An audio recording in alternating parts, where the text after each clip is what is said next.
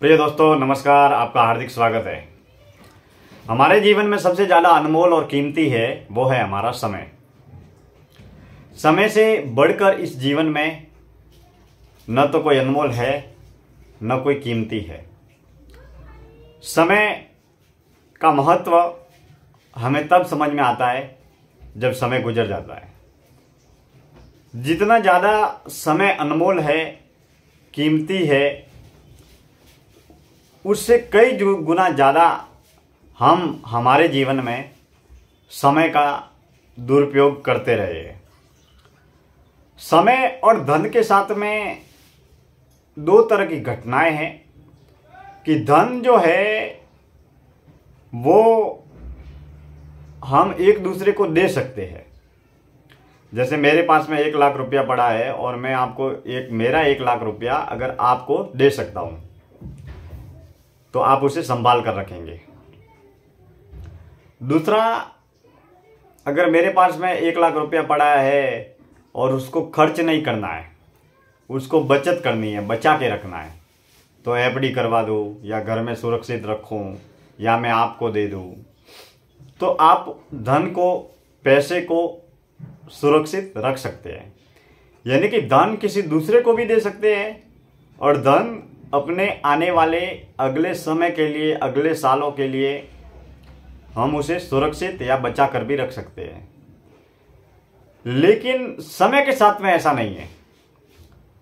मेरा समय मेरे लिए ही है। मेरे दिन के 24 घंटे मुझे ही मिले हैं। मेरे 24 घंटे मैं आपको नहीं दे सकता और आपके दिन के 24 घंटे या साल के 365 दिन आप मेरे को नहीं दे सकते। यानी कि समय का स्थानांतरण, समय का ट्रांसफर नहीं किया जा सकता। आपका समय आपके लिए है, मेरा समय मेरे लिए है। इसमें भले ही साधु सन्यासी हो, अमीर हो, गरीब हो, राजा हो, रंक हो, लड़का हो, बूढ़ा हो, जवान हो, बच्चा हो, जो भी हो, सभी के लिए समानांतर समय मिला है और उसे ट्रांसफ़र नहीं किया जा सकता। एक अमीर है, उसको भी 24 घंटे मिले हैं दिन में, और एक गरीब है, उसको भी 24 घंटे मिले हैं दिन में। सभी को एक समान समय मिला है। ईश्वर ने, विधाता ने, परमपिता परमात्मा ने इस विषय में किसी भी प्रकार का भेदभाव नहीं किया है। सभी को समय समानांतर मिला है। एक गरीब के अनुरूप समय का इस्तेमाल करता है, एक अमीर के अनुरूप समय का इस्तेमाल करता है, एक मजदूर के हिसाब से समय का इस्तेमाल करता है, और एक रचनात्मक, कलात्मक कार्य करने वाला जो व्यक्ति है या स्मार्ट वर्क करने वाला व्यक्ति है, वो उसके विनय, विवेक, बुद्धि और आइडिया के अनुरूप समय का इस्तेमाल करता है। अब समय के साथ में जो दूसरी घटना वो है, ये है कि जिस तरीके से हमारे पास में जैसे 1 लाख रुपया है तो मैं उसे बचा कर रखूँ तो उसका उपयोग मैं कल भी कर सकता हूँ। मान लीजिए आज मेरे को 1 लाख रुपया खर्च नहीं करना है और कल करना है, परसों करना है, या 2 साल बाद में करना है, या अपने बच्चों की शादी में, बच्चों की पढ़ाई में खर्च करना है, या बुढ़ापे के लिए मेरे को बचत करनी है 2 लाख, 5 लाख, 10 लाख, जो भी जितनी भी धनराशि है, तो उसका उपयोग अगर मुझे बुढ़ापे में करना है, बच्चों की शादी में करना है, बच्चों की पढ़ाई में करना है, तो उस धन को बचाया जा सकता है, बचत की जा सकती है। आपके पास में कितनी भी धनराशि है, आप बचत करेंगे तो आपके आने वाला जीवन सुखमय होगा, साधन संपन्न होगा, आप सदैव आनंदित रहेंगे, अपने जीवन की तमाम ज़रूरतें धन के जरिए आप पूरी कर पाएंगे। मगर समय के साथ में ऐसा नहीं है। समय जो है उसको बचत नहीं किया जा सकता, उसको बचा कर नहीं रखा जा सकता। जैसे आज का समय है, आज का दिन मेरे को पूरा का पूरा दिन मिला और उस दिन का अगर मैंने इस्तेमाल नहीं किया तो वो मेरा पूरा दिन फिजूल हो जाएगा, मेरा समय हमेशा के लिए गुजर जाएगा और वो वापस फिर कभी भी किसी भी हाल में, किसी भी रूप में लौट कर नहीं आएगा। यानी कि समय सबसे ज़्यादा अनमोल है, कीमती है, मगर मुश्किल ये है कि समय को हम बचा कर नहीं रख सकते।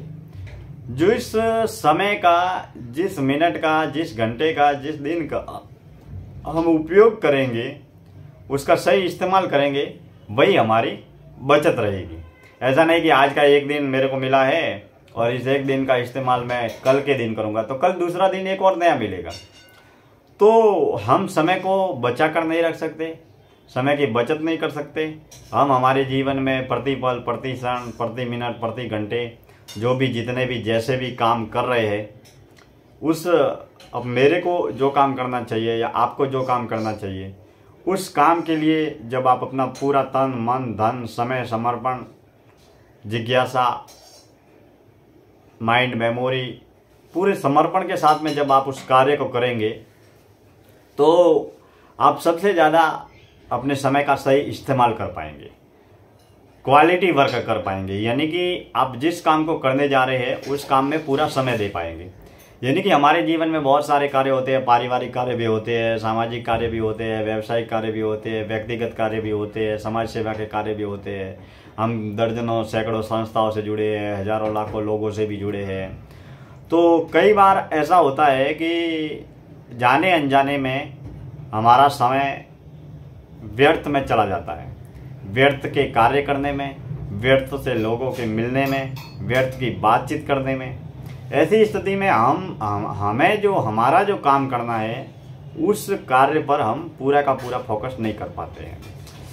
किसी महान विद्वान विचारक ने लिखा है कि आपके पास में भले ही दर्जनों कार्य हो, पूरे दिन में आपको भले ही कितने ही काम करने हैं, लेकिन आप एक साथ तो दर्जनों काम नहीं कर सकते, एक साथ 10 काम तो नहीं कर पाएंगे।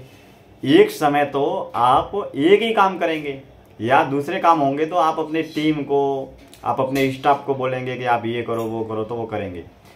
तो काम में क्वालिटी वर्क बढ़ाने का एक महत्वपूर्ण सूत्र वो ये है कि आप एक दिन में 10 काम तो नहीं कर सकते, एक साथ नहीं कर सकते, लेकिन जिस दिन जिस वक्त भी आप कोई भी काम कर रहे होते हैं उस वक्त केवल एक ही काम करें। एक काम करने के बाद में दूसरा काम करें, दूसरे काम करने के बाद में तीसरा काम करें, तीसरा काम करने के बाद में चौथा काम करें। लेकिन जिस वक्त आप एक काम कर रहे हैं उस वक्त केवल एक ही काम करें। उससे आपकी सजगता बढ़ेगी और उस काम को करने में आपकी क्वालिटी वर्क बढ़ेगी।